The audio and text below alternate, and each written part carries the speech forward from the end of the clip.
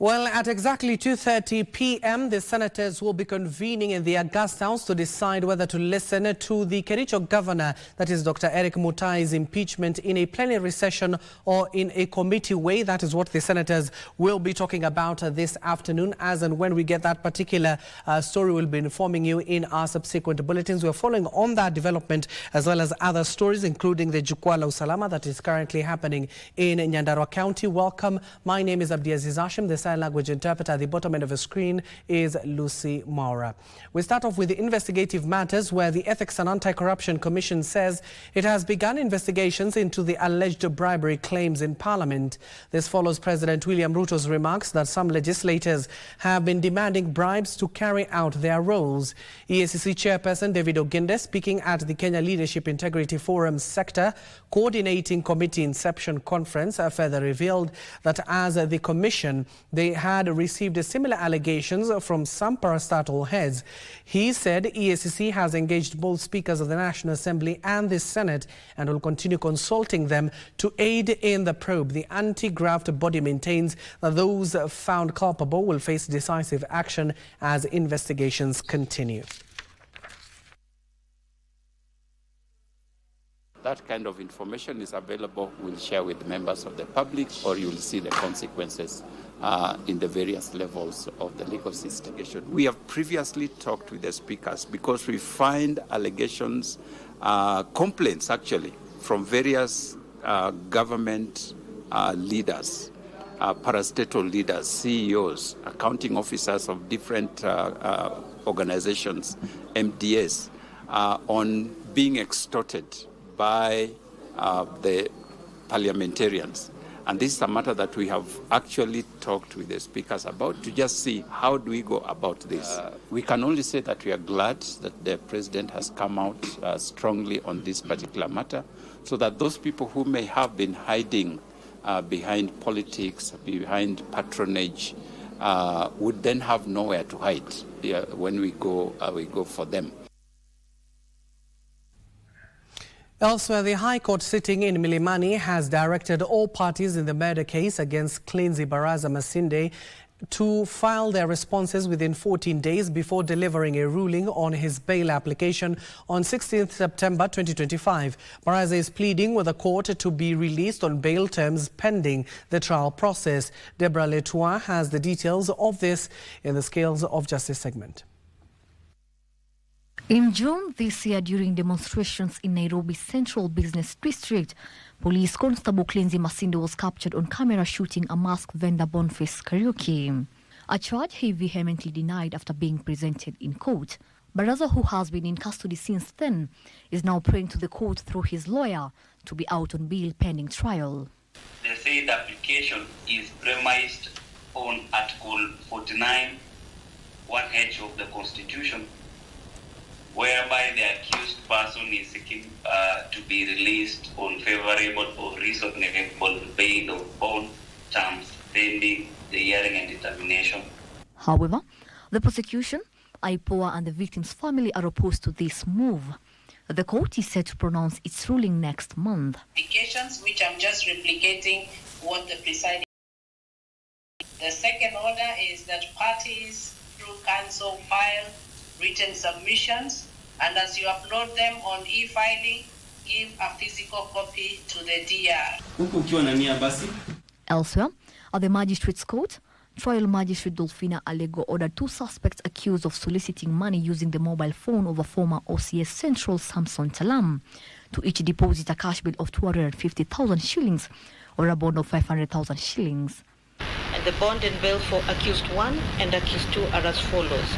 A bond of Kenya shillings 500,000 plus 1 surety of similar amount for the first and the second accused person, or a cash bail of 250,000 plus 2 contact persons. The third accused, who had initially pleaded not guilty, changed his plea to not guilty as the defense sought a review of bail terms, while the prosecution prayed for consolidating with a similar case set for mention on September 3rd, 2025. The third accused reversed his plea to not guilty, and his lawyers asked the court to admit him to reasonable bail terms. The case will be back in court on August 26 for bail. Report for Lunchtime News, I'm Letua Deborah.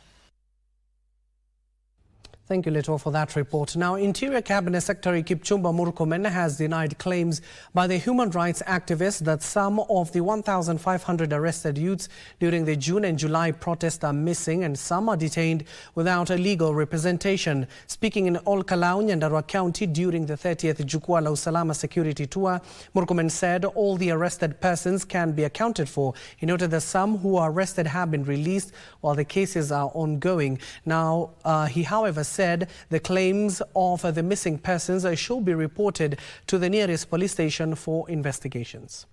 For all persons who have been arrested, not all persons who are arrested are taken to court. Okay, some are arrested, they record their statement, and the investigations continue until such time that they will get now an order from the court to appear before it for purpose of taking plea. So if there is any person not accounted for between arrest and charging, probably that person was arrested, recorded their statement, and further investigation is going on. I'm happy that they are following up and they know the numbers of the people who are taken to court. We can also provide that information in good time as National Police Service if anybody needs it. And those who have been charged for various offenses, some theft, some shoplifting, some others are violence, some have been charged for terror, some have just for robbery, some, as I said, stealing. So depending on what you have found, the evidence we found against you, you will be charged for the offense that you committed.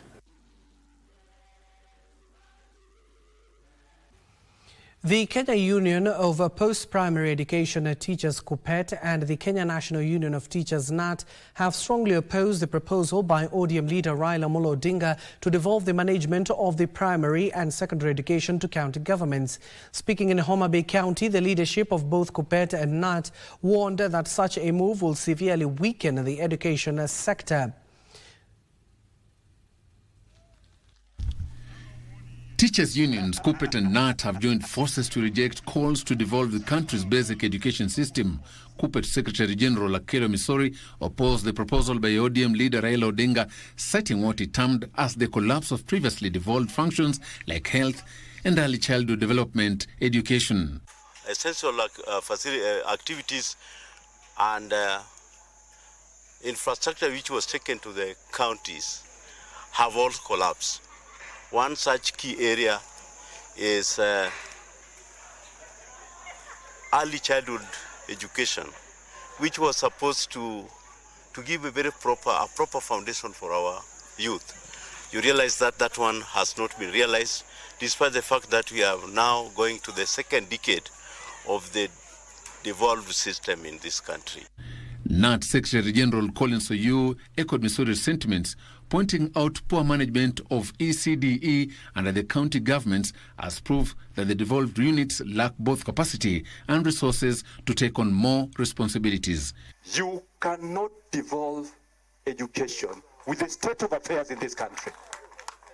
You cannot.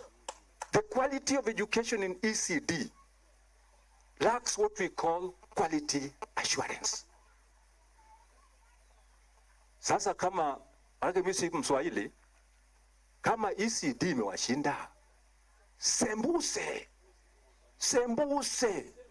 The two leaders who spoke at Miyuga Mixed Secondary School in Karachuonyo constituency, Homa Bay County, also maintained that teachers across the country will be engaging stakeholders and policymakers to ensure education remains a national function. Joseph Ohungu for Lunchtime News. Elsewhere, fishermen in Muhuru Bay in Migori say intimidation by Ugandan security personnel on Lake Victoria has continued despite an agreement between Presidents William Ruto and Yoweri Museveni to end such incidents. The chairman of the beach management unit, Tony Ogwaro Kibiro, alleged that Ugandan police officers create fear and frustration among the local communities. The fishermen further attributed delays to emergency response to poor state of a Kenyan police speedboat that patrols the area. Hakuna usalama ambapo tuko nayo. Tangu president wa Uganda na wa Kenya waongee, ndiyo sasa wamesidi kunyang'anya sisi samaki. Hata mimi saa hii yangu iko majini, silali usiku. Naogopa kwamba labda tayari wamenyang'anywa. Kwa hivyo mimi nilikuwa naomba serikali kama inataka kutulinda vizuri, kutupatia ulinzi, wapatie watu wa border patrol boat ya Mugori County walete miuru, ili wakati tuko na sira tunasikia maskari wa Uganda wako majini wetu pia wanatoka wanaingia majini. Hata hii boti imetoka ziwani na samaki yake imechukuliwa, na hata wenyewe wameshindwa kutoa kila kitu kwa boti, wameachilia, wamechoka kwa sababu wamekaa ziwani siku 3 bila kukanyaga chini, na siku yao ya 3 hiyo kufika chini wamekutana na maskari ya Uganda na wamechukua yote. Wamekuja na samaki 2 ambapo gharama ambapo walienda nayo hiyo bahari ilikuwa 40,000 na wamekuja na 3,000. Sasa tumepoteza almost 37,000. Hiyo biashara haisongi. Civil society organizations are now accusing counties of making development decisions without adequate citizen input. This follows a report analysis 25 county governments highlighting poor public participation at the grassroots levels. According to the National Convener Civil Society Reference Group, CD Otieno, the move undermines the spirit of devolution and contravenes the law. Meanwhile, the group has welcomed the ruling of the High Court to suspend its April 30th order. In a case filed by the Civil Society Reference Group, the court declared several provisions of the PBO Act unconstitutional, including fresh registration requirement for NGOs, mandatory membership in the PBO Federation, and the composition of the PBO Tribunal. The PBOs out there should continue performing their function without fear, because the courts have already said as much, that the only functions that the board or the authority is allowed to perform are administrative functions that are necessary to make the authority alive. So we are telling the authority, the board and the authority and the federation that we are watching you.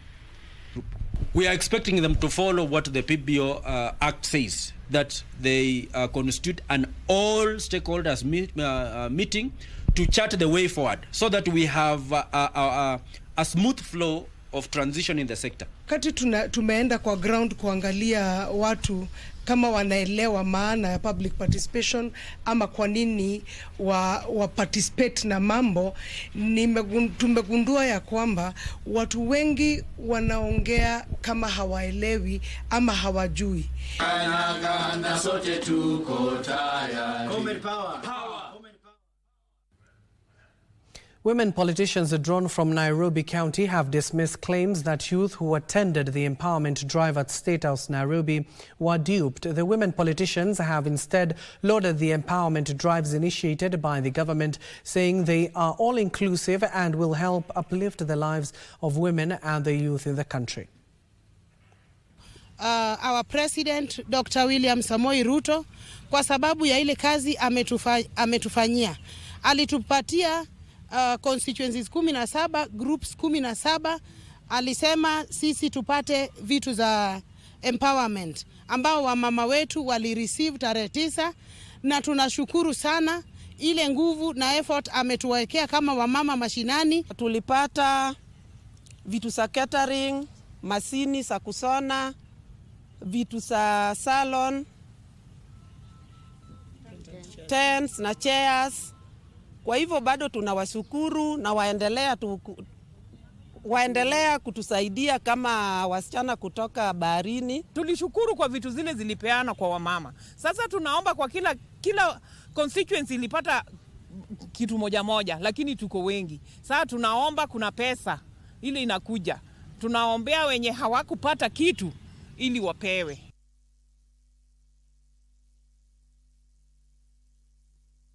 A health lobby group, Yemaya Health Advisory, is engaging faith-based leaders as part of a broader strategy to strengthen health policies mainly touching on vaccines. Yemaya Chief Executive Officer Dr. Nduku Kilonzo, who spoke in Nairobi County, said the organization has been engaging various stakeholders and is keen to have the voices of the faith-led groups to inform their messaging to increase vaccines uptake to save lives. We have been at the forefront in engaging the government as far as advocacy is concerned, and also playing complementary role. We know how these vaccines and everything is important.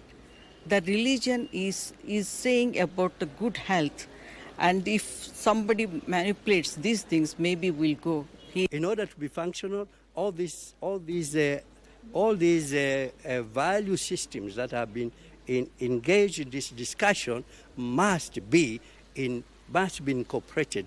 It is a conversation, a dialogue to say, how do we engage faith leaders better, number one, and number two, how do faith leaders then support and engage with the health interventions, support health services better.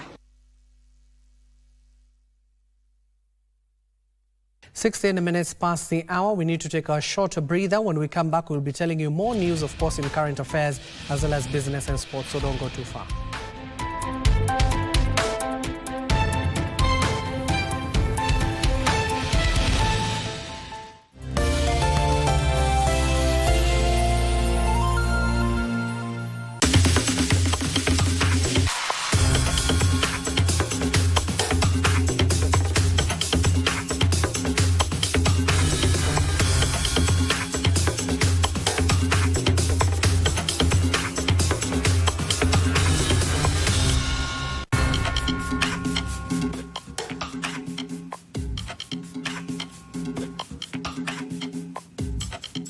We are real people who give real care. Visit www.definiteassurance.com or email info@definiteassurance.com for more information, or contact 0708-247-247 or 0788-247-247. Definite Assurance. You are definitely covered. Je, uko nao.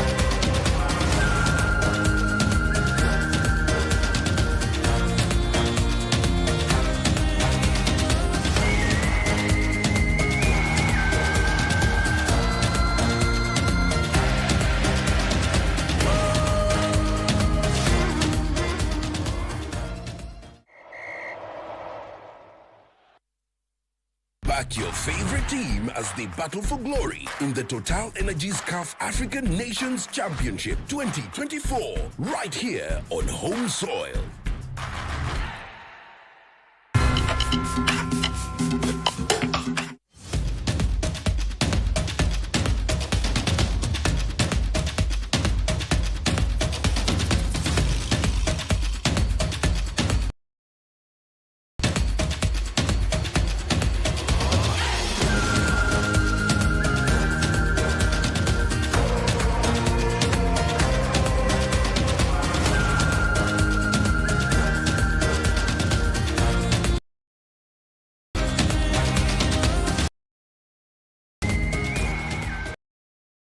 Tumia mbolea inayoitwa Elgon Dhabiti DAP kwa upanzi wa mimea yenye afya bora. Halafu natumia mbolea ya Dhabiti CAN ama Dhabiti Urea kwa ukuaji wa mimea bora. Hii imenisaidia kupata mavuno mengi nikilinganisha na siku za hapo mbeleni. Mbolea ya Elgon Dhabiti inapatikana kwa viwango vya kilo 10, 25 na kilo 50 kote nchini.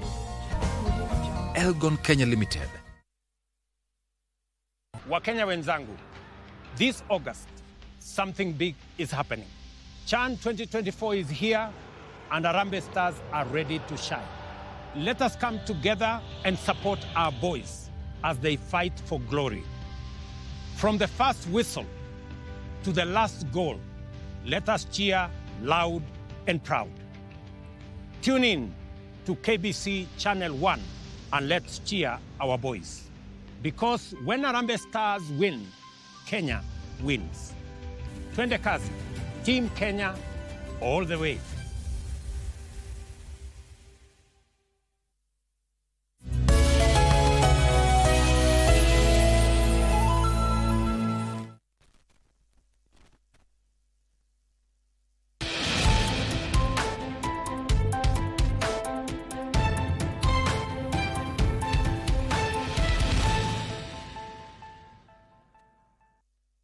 Welcome back and thank you for staying with us. Now, Farming Systems Kenya, EACC, has launched a grassroots sensitization campaign targeting Kiambu, Narok and Bomet counties to tame the threat of a donkey extinction due to increased cases of illegal slaughter. The initiative flagged off in Deia sub-county will involve high-profile motorbike riders to raise awareness about protecting donkeys.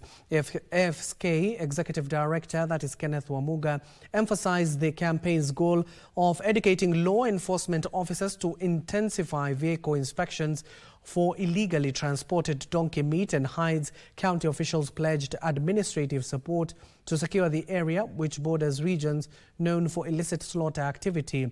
They further urged lawmakers to expedite policy amendments to ban all the international trade of donkey hides.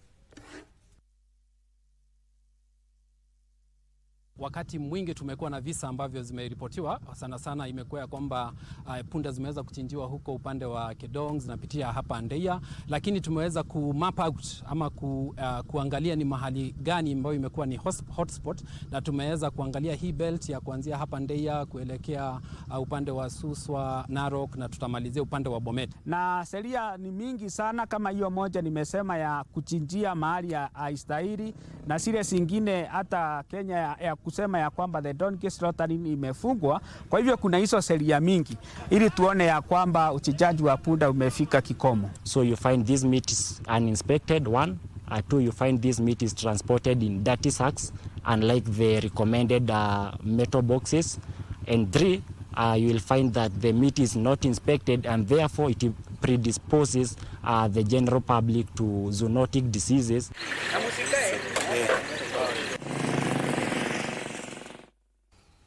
Garissa County Security and Intelligence Committee has closed down the Cuba Islamic Center indefinitely. The moves comes after leadership wrangles at the center since April last year escalated into clan conflicts that left several people injured, with the two factions consisting of elderly founders and younger members unable to reach an amicable solution. Garissa County Commissioner said the security teams had no other choice but to close down the facility. Everybody was subsequently asked to vacate the premises.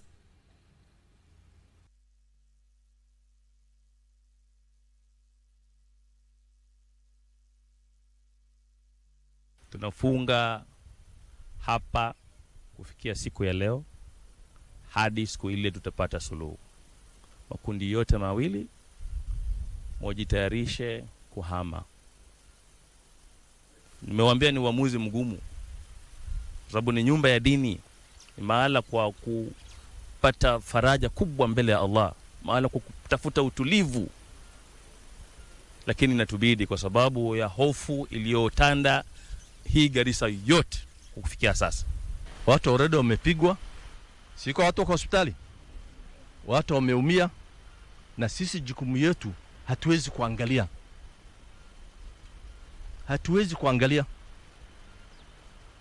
Ni jukumu yetu kuhakikisha kwamba hapa kuna peace.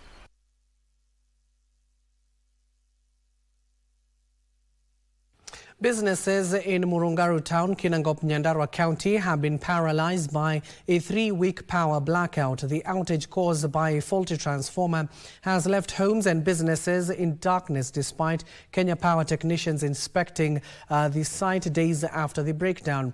In nearby Ndunyunjeru Town, traders staged a peaceful protest demanding urgent replacement of the transformer, citing massive losses. Closed. Residents lamented unanswered calls and lack of the power service provider.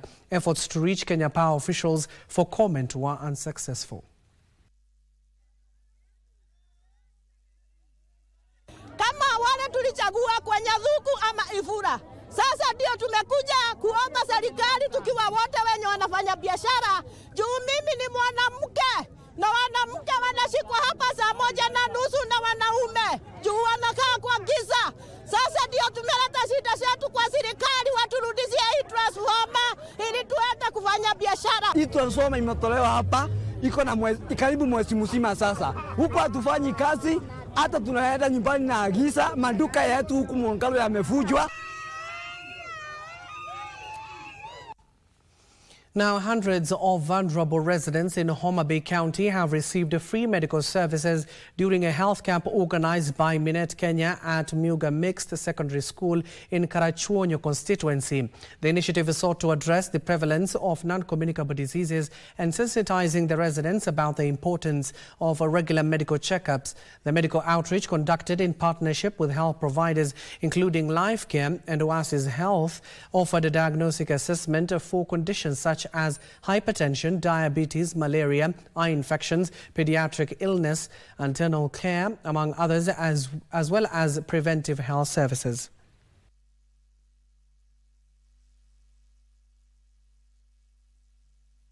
We have also organized a medical camp. This medical camp has been attended by 3 medical service providers from the region of Homa Bay and beyond within the Nyanza region to also carry out preventative healthcare by taking tests, various tests for members of the community who have been invited to come and attend this occasion, as well as seize the opportunity to know their health status. So when it comes to where we have mass population like this, we may know our status, and we got it easy, even to those who are far away from the health services.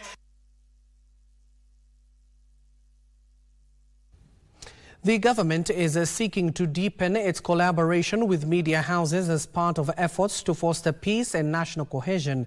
Broadcasting and Telecommunication Principal Secretary Stephen Isaboke, while underscoring the nexus between media and culture, said strategic partnerships, both local and international, will promote dialogue and enhance public understanding of a government development initiative. Isaboke made the remarks during the screening of The Sinking of the Lisbon Maru, a Chinese-produced film honoring the forgotten heroes of World War II. Dubbed Echoes of Peace, a cultural exchange event, the gathering at the Louis Leakey Auditorium of the National Museum witnessed the showcasing of the film The Sinking of the Lisbon Maru. The film recounts the heroic rescue of British prisoners of war by Chinese fishermen on October 1st, 1942, following the Battle of Hong Kong. It not only portrays harrowing scenes of wartime brutality, but also the acts of profound humanity that defied the times. The story reminds us that the victory of the World War II has never been a victory of war, but a victory of peace. Never a victory of some politicians, but a victory of those ordinary but peace-hoping people. Broadcasting and Telecommunications PS Stephen Isaboke, who was the chief guest, reiterated the government's commitment to partnering with media platforms to advance peace-building efforts. Media is the voice of society, and when culture and media come together, they provide a strong foundation for peace, dialogue, and mutual understanding. So really an interface between culture and peace. Such a stories remind us that peace is never to be taken for granted. And I think it has always often been said in Kenya that sometimes we take our peace for granted until you travel to countries, some very close here. The PS announcing plans to strengthen the Department of Public Information to communicate the better progress of government initiatives. Recently, obviously, we have had challenges in terms of sometimes how we engage and sometimes how we communicate as government. So we are trying to ensure that some of the initiatives and some of the things that the government is doing are actually publicized and actually heard better. Because sometimes we've done all the infrastructure, all the good work, and then you hear the fake news or misinformation actually runs ahead of the real story. Speakers at the event criticized what they described as a rising global hegemony that undermines international law. Today, what we can learn and we must learn from history is that we should respect and honor the authority of the United Nations. And we should safeguard peace by upholding the international law as well as the basic norms governing international relations based on the principles of the UN Charter. When you are talking about emerging multipolar world where there are so many competing axes, multipolarity, China has been pushing for a more justice and equitable global order. As part of a new partnership agreement between China Media Group, Kenya Broadcasting Corporation and other agencies under the Ministry of Education and the Digital Economy, TV will screen 7 premium Chinese films handed over to Kenya's Kaleche. Additionally, will benefit from internship media group. The Lunchtime News. Of course, all aspiring journalist students out there, there is an internship opportunity there. Now, Kenyan youths working on Chinese-backed housing projects in the country have hailed the ventures as life-changing, saying they are not only putting food on the table but also equipping them with technical skills. Speaking in Nairobi County, the workers said the jobs have opened doors for young masons, plumbers, electricians and casuals who previously struggled to find a steady income. Now, Chinese investors behind the project say their focus is now shifting beyond railways and highways into real estate, describing the housing sector as the next frontier of China-Kenya economic ties.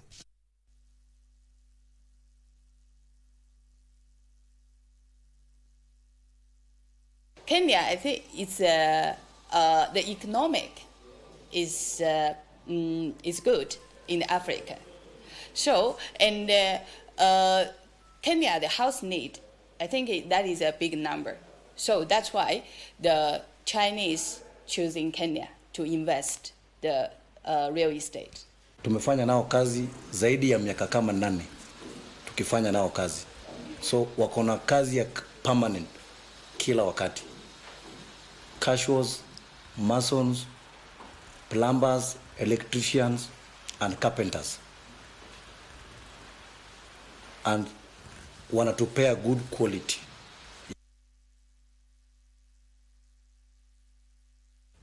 To the coast, where the Coast Development Authority has commissioned the construction of 2 solar-powered boreholes in Machungwani and Wololo Chala Ward, Taita Taveta County. The projects, valued at 20 million shillings, are expected to be completed within 2 months and will provide much-needed relief to residents who have long lacked access to clean water, leaving them vulnerable to waterborne diseases. According to CDA Acting Managing Director, that is Dr. Mwanasiti Brenda, the boreholes will serve remote areas that are not connected to the nation grid. Her sentiments were echoed by Taveta Member of Parliament, that is John Bwire, who welcomed the initiative, noting that the projects will benefit 1,000 people in Wololo and 1,500 in Machungwani. Katika hii kaunti ya Taita Taveta iko miongoni mwa zile kaunti ambazo ziko na scarcity ya maji na ziko registered kama asalt county, ambao shida kubwa mojawapo ya asalt counties ni maji. Na ndio poza katika ile strategic plan yetu ni eneo hili ni katika mojawapo ya yale maeneo ambayo tumeweka priority ya kuhakikisha kuwa wananchi wanapata maji safi na salama. Mradi hii kama hapa Wololo ukiangalia hawa watu ni wengi. Mradi hii inaenda kufaidi karibu ya nyumba 200. Na kila nyumba hapa so in average tunaweza watu beneficiaries karibu 1000. Mradi wa Machungwani ni mkubwa zaidi, unaenda kufaidi nyumba zaidi ya 300-400. Familia na watu jumla karibu watu 1500.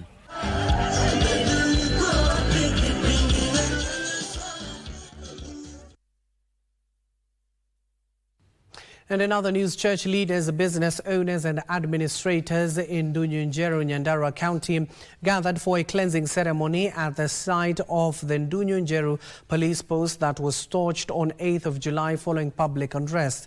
The police post had been set ablaze after angry residents accused the officer commanding the station of allegedly refusing to formally book suspected livestock thieves. In the aftermath, 3 individuals who were held in custody at the time lost their lives, with their religious leaders and business owners now calling for peace, healing and better relations between the police and the residents. na ngai morio ona roho mutheru amina ngai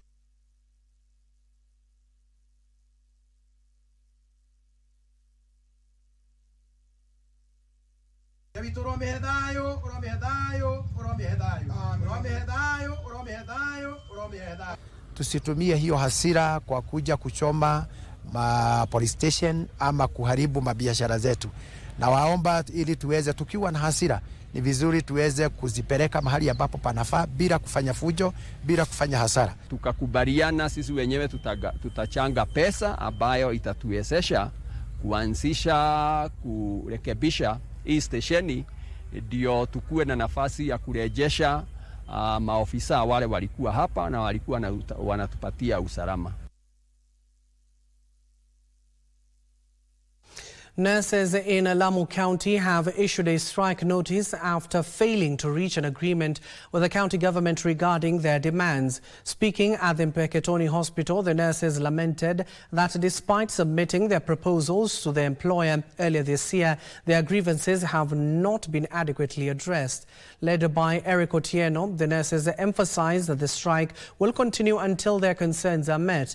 Otieno also faulted the county government of Lamu for threatening to dismiss healthcare workers who participate in the said strikes.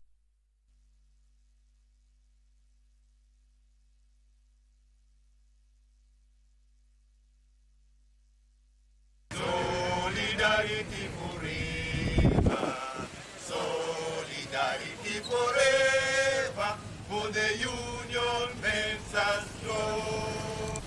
Rais alipohutubia nchi siku ya leba hii tu mwezi dizia, alisema vizuri kwamba zile county ambazo hawaja implement hii salary increment wanafanya kinyume na sheria, na hivyo basi tunaambia mwajiri wetu kwamba mambo haya tunataka iangaliwe kwa undani sana. We gave our county government, our employer, time to talk to us, which we sat, and they promised to call back another 7 days, which up to Friday last week they had not made any communication, and thus we have seen that they have no interest in implementing. That's why they remained silent to us. So we have decided for them to call us or for them to hear us, we should withdraw our services so that they can sit down with us and implement or agree on what is right-free and lawful for us. Solidarity forever, solidarity. We're also keeping an eye on the corridors of justice, especially Milimani Law Courts, that has declared, of course, the president's multi-agency team on corruption is heard and determined, has been halted until that particular case is heard and determined. We'll be getting more from our very own, that is Ruth Wamboy. But for now, we are taking a short commercial break. When we come back, we'll talk more of business and sports.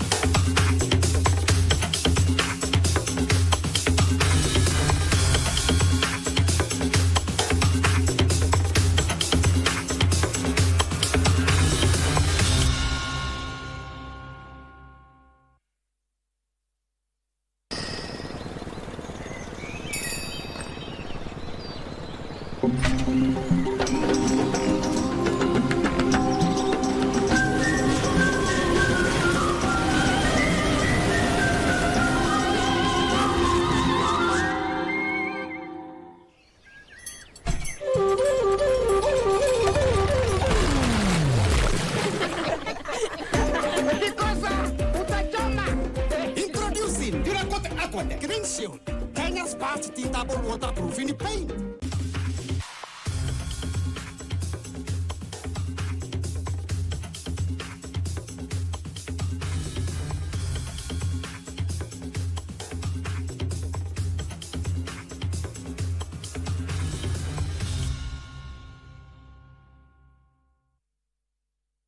Meet the experts who empower empower you with competent skills at craft, certificate and diploma level. Sensei Institute of Technology. My skills, my future.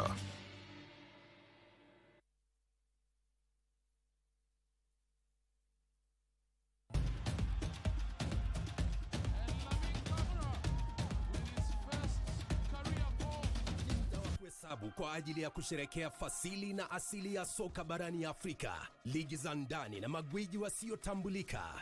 Mangeni Alvin anaichanja ndani uzuri, David!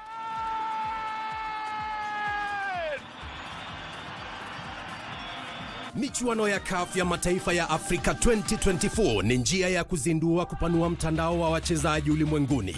Timu itakayoshinda itazawadiwa dola za Marekani milioni 3.5 pamoja na kujivunia kulinyanyua kombe hilo. Pata manufaa zaidi kutoka kwa CHAN 2024 mubashara na kipute cha kipekee kwenye runinga ya KBC Channel 1, mwenzio wa dhati michezoni.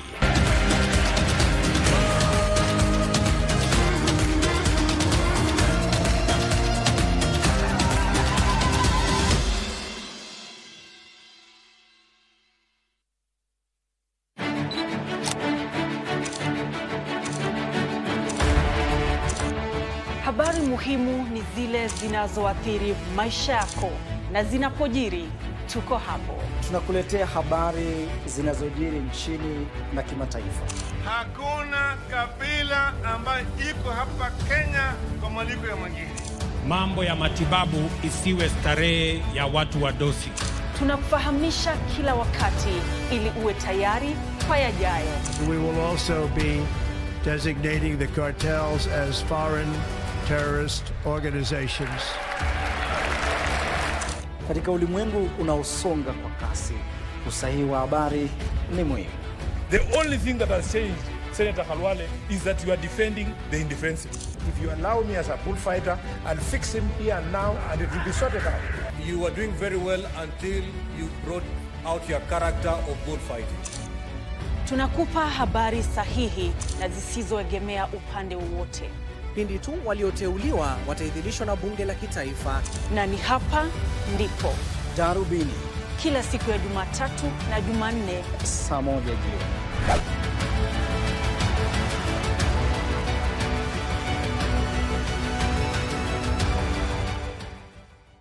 I never heard the music so sweet. I repeat. Wagwan, me brethren, big things are going. Remember, each and every Monday we have to shell down the place with nothing but the best of smooth reggae vibes in your favorite station. You know these things, man. Alafu kila Tuesday, kata simu tupo side giving you Kenyan music from the 254. And of course, you can spice up your Wednesday by enjoying blazing hot hip-hop and R&B jams. We don't got no label. She said she want bottles. Vibes and vibes as we go all across Africa, Kenya, Nigeria, Ghana, all the way to Tanzania to give you nothing but the best on Afro Thursday. Make sure you make a date with us each and every single Friday with me, DJ_Liza Diva, DJ Cold, and me, Wanjiko. This is Club One Extra.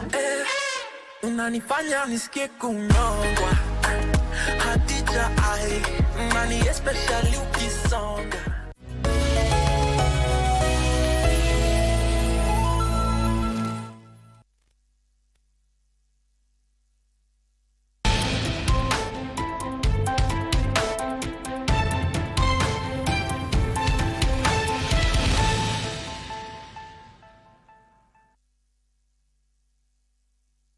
Welcome back and thank you for staying with us once more. Now, societal expectation of rigid gender roles and financial strain are preventing many women in Kajiado County from prioritizing self-care.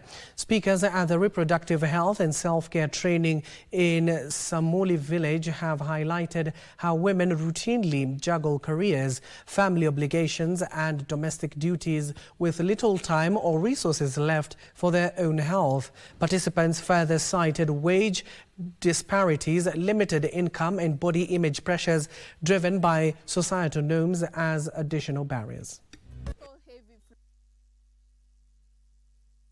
Some of the challenges that they face, like they don't have time to just take for themselves to practice self-care, even to just rest, because of the way the life of a woman is has been made to be. Tunapopunguza magonjwa, tunajisaidia juu hiyo pesa ungetumia kwenda kutibiwa, ungekuwa umejiweka afya nzuri. Tuna reduce magonjwa kama ya pressure, ya sukari, tuna reduce tena mafikira mengi ambayo inatuletea magonjwa mengi. Jambo lingine nimejifunza, ni vizuri mama ajue kujitegemea, kuwa mtu wa kujifanyia kazi, unapata mapato yako, si kila siku unangoja kuletewa, si kila siku unangoja kupewa. Thousands of young Kenyans are set to be at the center of a digital revolution, gaining new skills to thrive in the era of artificial intelligence. Speaking in Nairobi County, Open University of Kenya Deputy Vice-Chancellor Professor Caroline Omulando said a new partnership with Australian-based BCS Technology will equip learners and professionals with digital skills for the future of work, while opening doors for top performance to join global technology firms.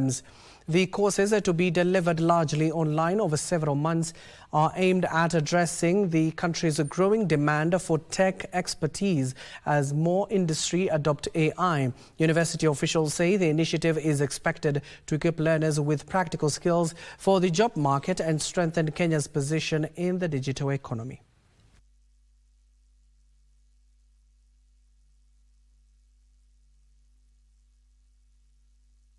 Of students, like we'll now have our first cohort which begins sometime in September. Once we are done with that cohort after 8 weeks, we'll have an opportunity to assess and determine the success. Were there any challenges?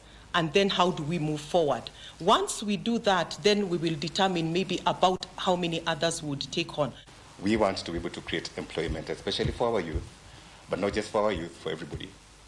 So what we are looking at is a scenario where we are going to now say, okay, these graduates, once you acquire these skills, these AI skills, where do you head to? We are going to have some ready jobs available for the ones that do well. It's actually going to be a very intense course. And the whole objective of being here is twofold, is to assist with AI development in the country and to assist with the export of work from, well, actually, the import of work from Europe to Kenya.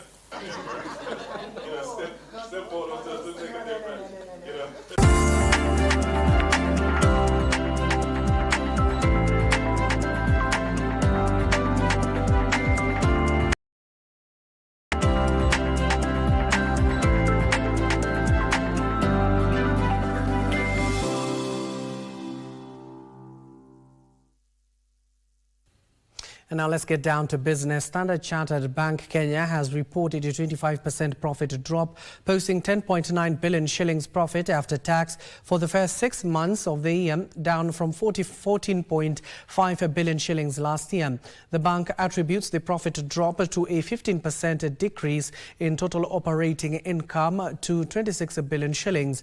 The lender announced an interim dividend of 8 Kenyan shillings of every ordinary share of Kenya shillings 5 to be paid to shareholders. Standard Chartered Bank Kenya saw customer deposits increase from 276.4 billion shillings to 290.6 billion shillings in the first half of 2025. Loans and advances to customers increased from 149.3 billion shillings to 152.2 billion shillings. Net non-performing loans reduced from 2 billion shillings to 1.8 billion shillings, leading the bank to reduce its loan loss provisions from 6.6 billion to 4.2 billion shillings. The lender's total interest income dropped from 19.2 billion shillings to 17.2 billion shillings due to declining interest rates. This was partly mitigated by lower customer deposits, cost of funds, and growth in interest income from government securities. Kariuki Ngari, who is the Managing Director and Chief Executive Officer, said the Kenyan economic environment remains stable with low inflation and lower interest rates. Betty Kiptum, Lunchtime News. The Energy and Petroleum Regulatory Authority is banking on technology to address rampant cases of illegal LPG filling depots. EPRA says it is also working on a new system that will make it easier to track cylinders sold in the Kenyan market. EPRA's Director General Daniel Kipto says that the regulator is also revising licenses framework to cover the entire LPG value chain to ensure storage cylinders meet strict safety standards. The agency is in the process of rolling out a bulk LPG program targeting to connect 11,000 schools.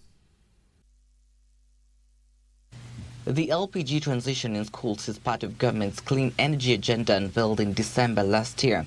The project seeks to reduce dependence on firewood, cut down on deforestation, and improve health outcomes for learners and staff exposed to smoke from traditional fuels. We looked at the LPG regulations 2019. Now we have revised regulations of 2025 that have introduced licensing of installers, licensing of LPG cylinder manufacturers, which were not or provided for in the legal notice 100 of 2019. This now sets the stage for us to be able to license manufacturers, be able to license installers. EPRA says it plans to embed digital tracking devices on LPG cylinders to make them traceable from the manufacturer to distributors and finally to the end consumer in homes, aiming to curb rampant illegal refueling that has gripped the industry. The brand owner sometimes says, this cylinder, yes, it is mine. I brought it into the market, I manufactured it, I filled it once, it went to the market and it has never come back to me. But when there's an incident, then you cannot be able to trace it to who filled it last. So it's an issue of responsibility. But when we put in technology, we'll be able to follow and track this cylinder from when was it manufactured, by which manufacturer, now we'll be licensing manufacturers. When was it last filled, by which LPG oil marketing company. The success of the clean cooking transition, according to EPRA, will depend on effective regulation and adoption of technology to ensure both safety and sustainability in the LPG market. The installations that are going to be put in our schools are, one, up to technical standards. We're able also to educate, working with the LPG OMCs, to educate the teachers, educate the students to ensure they know what the do's and don'ts with respect to LPG. We already can track all our cylinders. Every of the 4.7 million cylinders that Proto Energy has in the market, all of them have a barcode, and the barcode has a scanner in it. So we actually can tell. So ours is integrated as a whole country with the rest. Trevor Nyendo for Lunchtime News. And on the international front, Chile is the world's second largest lithium producer, reported a 59% decline in quarterly profit due to lower lithium prices. The company posted a second quarter net profit of $88.4 million, missing analysts' estimates of $143.01 million, according to data compiled by LSEG.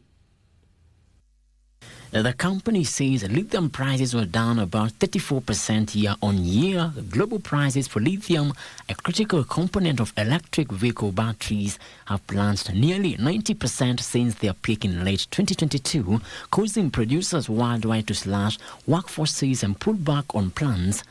In June, SQM began laying off 5% of its Chilean workforce as it contended with a protracted slump in global prices for the battery metal.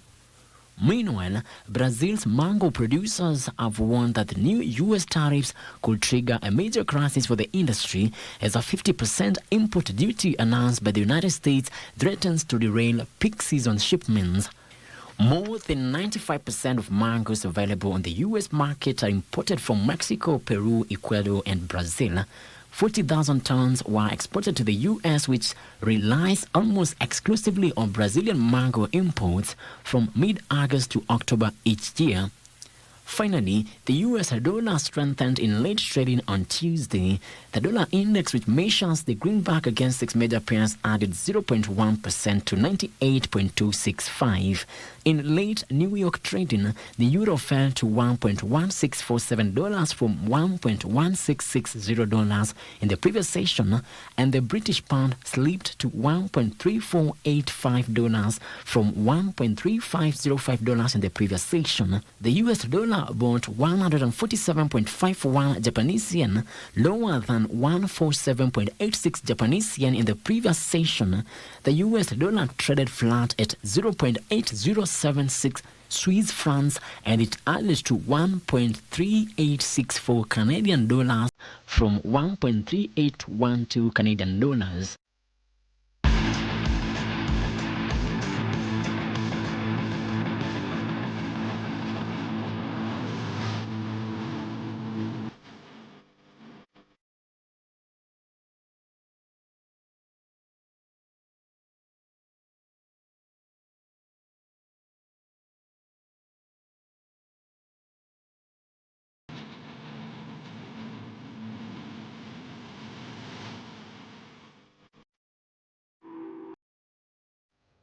And let's start with Chan. Now, Sudan and Senegal played out a tense barren draw to qualify for the quarterfinals of the ongoing African Nations Championship Chan in Group D. Sudan, unbeaten under Kwesi Appiah, topped the pool on goal difference, while champions Senegal settled for second. Frederick Moki has the details.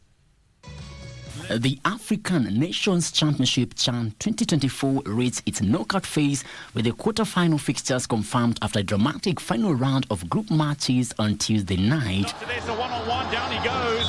Referee. Sudan settled for a barren draw with reigning champions Senegal.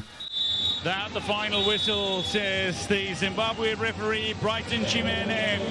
And with that, Sudan secured top spot in Group D. They qualify for the knockout stages alongside Senegal. Sudan will remain in Zanzibar to meet Algeria on Saturday afternoon, while Senegal head to Kampala for the quarter-final showdown with Uganda Cranes. Harambee Stars, who are making their maiden appearance in the continental showpiece, finished top of Group A. The Stars will remain in Nairobi to face Madagascar this Friday at Moi International Sports Center, Kasarani. Tanzania's Taifa Stars also finished top from Group B and will face Morocco in Dar es Salaam as co-host Uganda play against Senegal on Saturday. Frederick Moki for Lunchtime News. Also, a Kenya Pipeline Company Managing Director Joe Sang will run at next month's Berlin Marathon to raise funds for the education of needy children. Through the Joe Sang Foundation, Sang's goal is to raise 200 million Kenyan shillings in the next 2 years, an investment that will empower countless lives and create a brighter future for all. So far, the foundation has raised over 10 million shillings and is targeting to chase 100 million shillings by the close of the year to benefit children starting school at the beginning of 2026. The Berlin Marathon will be his second World Marathon Majors race after conquering last year's Chicago Marathon in a personal best of 3 hours 7 minutes, and will be aiming to beat the 3-hour barrier in only his second major marathon outing.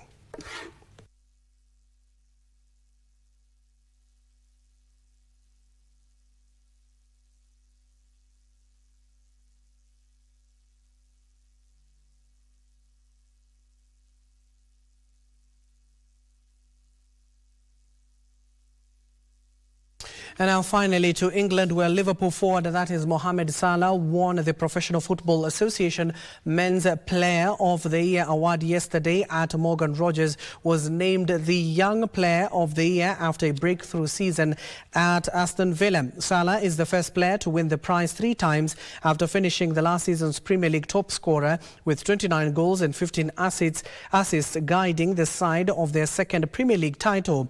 He was named alongside fellow teammates Virgil van Dijk, Ryan Gravenberch and Alexis McAllister in the Team of the Year. From England manager Sir Gareth Southgate won the PFA Merit Award for his contribution to football and the nation's side, becoming the 5th former English manager to win the award since its establishment in 1974.